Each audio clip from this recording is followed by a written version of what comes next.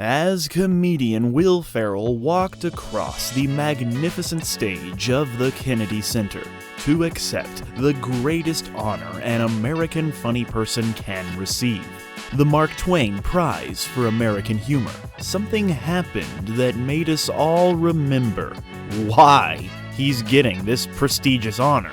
The award instantly slipped from Will Ferrell's hilarious fingers, shattering this legendary humorist's bust all over the floor. A shocking yet obvious gag that was so damn fitting to what Will Ferrell represents in the history of the art of doing silly stuff.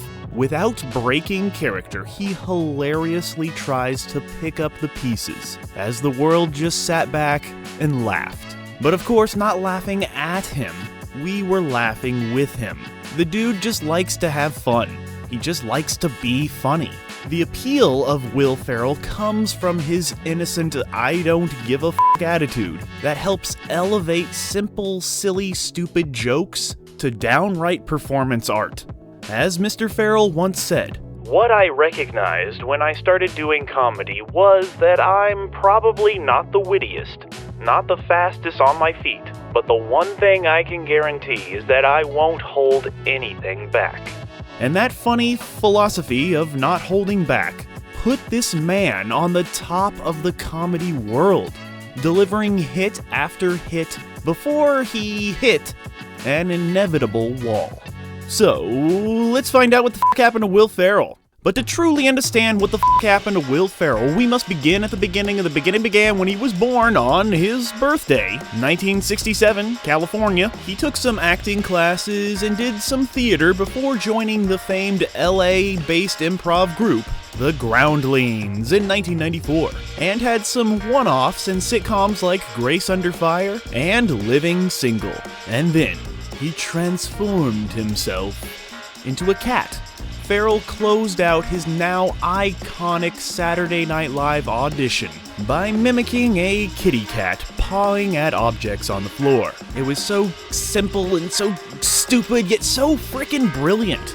And because of this funny feline routine, Will Ferrell would get applause and a job on SNL during season 21, immediately standing out in a largely new cast. And the big boss at SNL, Lorne Michaels, has even gone on to say that Will Ferrell is in his top 3 cast members ever. Here, he would do some perfect impersonations of George W. Bush, Ted Kaczynski, Neil Diamond, Alex Trebek, Janet Reno, and more. Other famous characters/sketches include his Spartan cheerleader, his cowbell clankin' Gene in the More Cowbell sketch, and one of the brothers who likes to bob their head in a sketch that flopped at the Groundlings, but was such a hit on Saturday Night Live that it spawned a feature film, A Night at the Roxbury. A surprisingly financial hit, especially for a Saturday Night Live movie. He would also pop up in other Saturday Night Live movies, like Superstar and Ladies' Man. And he's probably the best part of all of those films. During his tenure on SNL, Will Ferrell would also pop up in 1997's Men Seeking Women, the first 2 Austin Powers movies, that movie called Dick, where he would play Bob Woodward, a movie called The Suburbans, Drowning Mona, Jay and Silent Bob Strike Back, and of course 2001's Zoolander, marking an early big screen go at playing dress up, which would become a bit of a signature move for this performer. There too was the short-lived yet really funny animated series The Oblongs. When it was time for Will Ferrell to leave Saturday Night Live, he wasn't so sure if his movie career would tank. After all, many very funny people have tried and failed to launch into movie stardom post-SNL. Enter the only tank he would see for years, Frank the Tank. This was the runaway fan-favorite character from the hilarious flick Old School that kind of changed the way modern comedies are made and produced and put together. And of course it created, the frat pack. Will Ferrell's absolutely perfect, brilliant performance in Old School nabbed him the first of many MTV Movie Award nominations, and showed that he would bear it all, literally, for a laugh. And this hilarious, infamous streaking scene actually has a bit of truth to it, as rumor has it Will Ferrell was known for streaking back in his college days. So Old School can kind of be looked at as like a nude self-portrait / autobiography. After this, he would hop his way to superstardom with the movie Elf, which he figured could have easily killed his career, but instead ended up pulling in $250 million and became an instant Christmas classic. Elf is one of those movies when you're talking to somebody who hates Will Ferrell, and they're like, oh my god, I hate him, he's so disgusting, it's not even funny. They do usually end it with a, but I do like Elf. The power of Buddy just cannot be denied. But the power of 2022's Christmas movie Spirited was denied, and won't actually become an annual fan favorite, I think.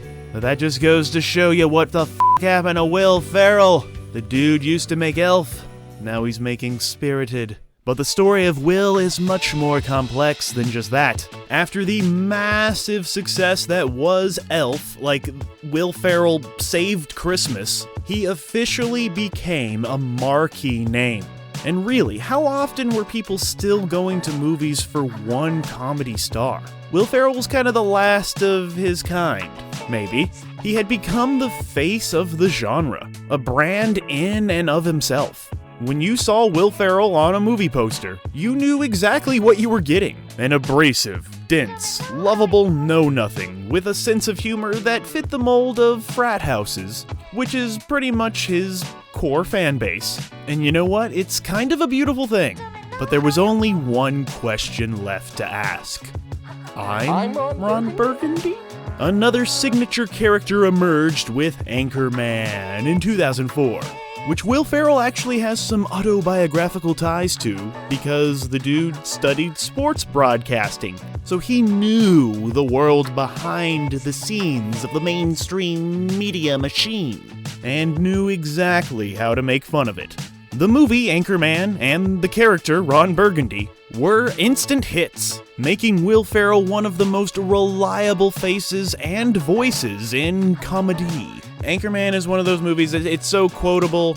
It's another Will Ferrell movie that kind of went on to change the way comedy movies were made, for better or worse. But there was the 2013 sequel that tried to squeeze too much out of a good thing far too late. It was a nice effort, though, as was the Ron Burgundy podcast that was launched in 2019. Then Will Ferrell went on to work with everybody's favorite person, Woody Allen, and would play, a surrogate to Woody Allen, because that's every Woody Allen protagonist, and it just was not a good fit for Will Ferrell. Yeah, the movie was called Melinda and Melinda, and it was a nice try. It seemed like a good idea at the time. He was gonna show everyone that he could be funny, but still have like an art house appeal, but that Woody Allen dialogue, it just doesn't sound right coming out of Will Ferrell's mouth.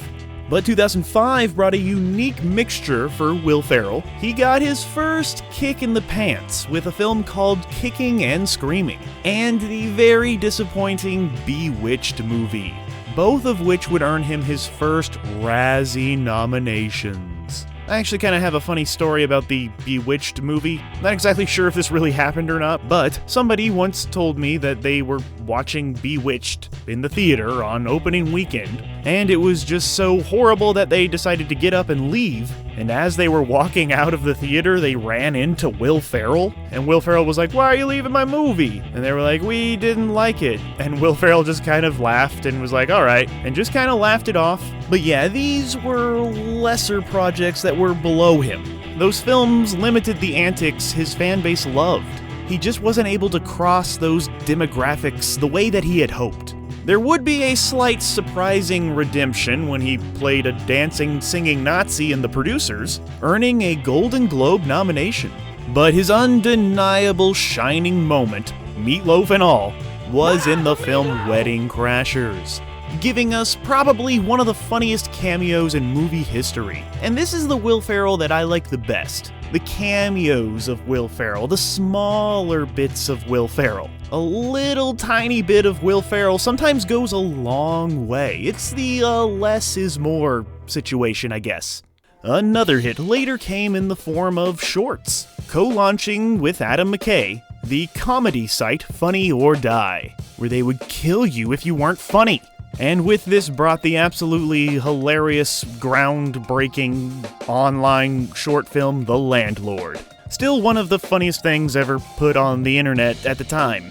But yeah, Will Ferrell and this Funny or Die thing, it would help bring in a new era of online, internet, world wide web funny things. And that type of, social media humor still goes on to this very day. Will Ferrell would try to branch out as well with dramedy in the film Winter Passing. Such ventures into drama found fare that would range from passable to buzzworthy, as was the case with his Golden Globe-nominated performance in Stranger Than Fiction, which probably saw Will Ferrell at his best. He would try this offbeat mixture of comedy and drama again with the film Everything Must Go. It's an underappreciated performance that showed us that he can handle drama, but it still wasn't strong enough for us to really take him seriously. While Mr. Will Ferrell was working on proving himself in the category of drama, like many comedians desperately try to do, he simply could not escape having to be the star of comedies. This actor would constantly feel the pressure to get a laugh. Will Ferrell often tells stories of people just coming up to him on the street and yelling, "Do something funny!" which is perhaps a reason why he really wants to dabble in that drama. But such dramatic fare can be jarring and confusing to some viewers, especially when the experimentation wasn't exactly clear. This is what happened with A Deadly Adoption in 2015. It may or may not be a straight-faced TV drama that went well above most people's heads. Still, nobody's exactly sure if this is a joke or not. Are these comedians just f***ing with us? And if they are, that's hilarious, but if they aren't, that's hilarious too. But yeah, part of the reason for the confusion, other than Will Ferrell starring in a Lifetime movie, was that he had just finished the hilarious Spoils of Babylon, which is a spoof of cheesy, over-the-top stuff, like A Deadly Adoption. And a sequel to The Spoils of Babylon came out within weeks of A Deadly Adoption, which was even more perplexing. We weren't sure if we should laugh or if we should cry, and it just made us feel emotions that we didn't know how to deal with. And it showed that Will Ferrell may not give a if he makes you happy. Hey, wow, look at this. Here's a relevant Will Ferrell quote. "I've always loved making other people laugh. I've never had the need to have to make you like me." So at this time, there was no doubt that comedies were his true comfort zone, and Will Ferrell would continue to prove that he is a champion of comedy, especially with the hilarious blockbuster Talladega Knights, which was his first movie to make over $100 million since Elf. And this showed the world that Will Ferrell and John C. Reilly worked wonderfully together. Although introduced with Anchorman, this launched a string of movies that banked on Will Ferrell just getting laughs through unexpected professions and or goofy wigs, like when he played a figure skater with a dumbass haircut in Blades of Glory, or a basketball player with a dumbass haircut in Semi-Pro. Another example of this would be 2020's Eurovision Song Contest movie. You can't just put Will Ferrell in goofy clothes and make him do goofy things. There has to be some substance there. And while his core fan base could stomach this kind of stuff, Will Ferrell was clearly losing steam in terms of creativity. The only saving grace here being 2008's Step Brothers, which is kind of a masterpiece and an immediate hit that was nearly peak Will Ferrell again. And again, this frickin' funny movie showed us that Will Ferrell and John C. Reilly were the perfect comedy team.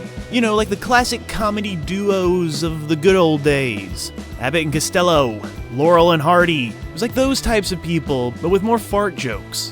So at this time, those of us who, wanted to like Will Ferrell were like, okay, yeah, he's back on top, he's doing his thing again. Let's keep this going, okay. But 2009 brought the bomb Land of the Lost, which was embarrassingly awful, and is a great example of how not to use Will Ferrell's skills. But that same year, 2009, he would go back to playing George W. Bush, reprising that presidential role on Broadway, to a well-deserved surprise Tony nomination, which is a great example of how to use Will Ferrell's skills. Will Ferrell would kick off the next decade with another hilarious hit, the buddy cop Mark Wahlberg collaboration titled The Other Guys, which is really freaking funny, actually. Mark Wahlberg is no John C. Reilly, but he works really well with Will Ferrell, and they would pair up again for a movie that's kind of funny called Daddy's Home, and the sequel in 2017. Like I said, they're funny, but they do not capture the unlikely magic of The Other Guys. Will Ferrell would also excel in voice work, like in Curious George, and Megamind, and the Lego Movie, and while doing all this, he tried his hardest to replace Michael Scott on The Office, but that didn't happen. And he would work with Tim and Eric in Tim and Eric's $1 billion movie, and also did a funny Spanish language flick called Casa de mi Padre. And he did this film, Casa de mi Padre, because he wanted to show everyone how well he speaks Spanish, and he wanted to confuse everybody and make them think, why would Will Ferrell be in this? And that's exactly what you think while watching this movie, and it actually makes it even more hilarious. Everybody should go visit Casa de mi Padre. Following this, we started to see that Will Ferrell wasn't perfect. We really started to see that he couldn't just do anything and have it be funny, like The Campaign, which was made more to let Zach Galifianakis ride his hangover wave. But on paper, I'm sure this Campaign movie sounded like a surefire hit. Oh my gosh, Will Ferrell plays a politician, that's funny. But it wasn't. Same with 2015's fish out of water comedy Get Hard. I'm sure the studio thought they had absolute comedy gold on their hands, but no.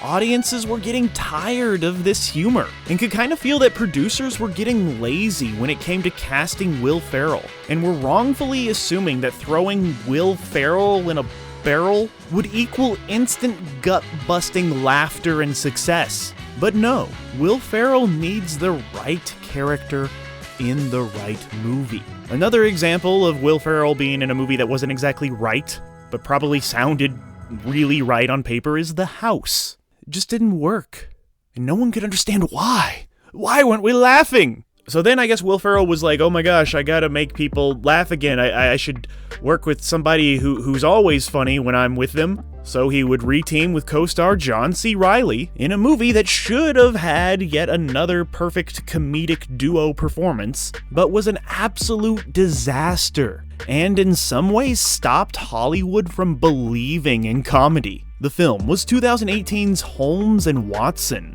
Unfortunately, it was a pathetic, lazy attempt to cash in on the brilliance of Talladega Knights and Step Brothers. This Sherlock Holmes movie is a real mystery. It feels like nobody put any thought into this one. It was just like the filmmakers were like, yeah, let's put them in some wacky old-timey clothes and they'll scream and flop around on screen for 90 minutes and that'll be enough, right?